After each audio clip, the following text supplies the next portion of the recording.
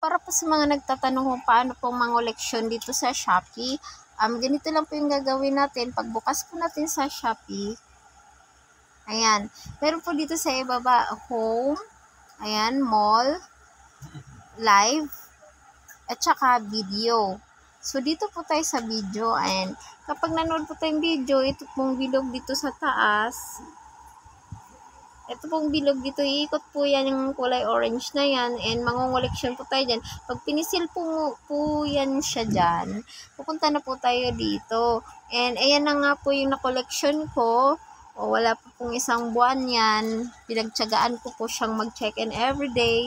Tapos pwede ka pong mag-refer ng friends or mag-invite. And then check-in ka dito araw-araw. Ayan, for 7 days. Tapos dito naman watch ka ng video. Ayan. So, yan po yung maiipon mo na coins. And pwede din po mag-post dito ng video kung gusto nyo po talagang kumita ng malaki. Ako kasi hindi ako nagpo-post kasi wala na akong time. Ang akin lang is yung nag-check-in lang ako araw-araw. Ayan po. Tapos kapag gusto mo na po siyang i-withdraw, pindutin lang po natin yung withdraw dito. Ayan po. Tapos naka-withdraw na po ako dito last time ng 20 pesos, ay 10 pesos, nakalimutan ko na, basta mga ganon. At tinry ko lang kung talagang legit siya. And legit naman po, meron na po akong vlog doon.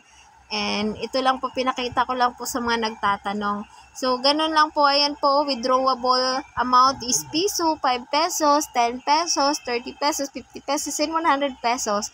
So, hindi ko muna i-withdraw kasi once na withdraw mo yan, kapag nag-order ka sa Shopee, pwede mo na kasi siyang i-less. So, halimbawa, mag-order ka ng 100. So, i-ano mo yung 50 pesos na coin, edi 50 pesos na lang din yung babayaran mo kasi equivalent to peso po siya yung isang coin. So, yun lamang po, and sana'y nakatulong. Maraming salamat sa panonood and God bless po.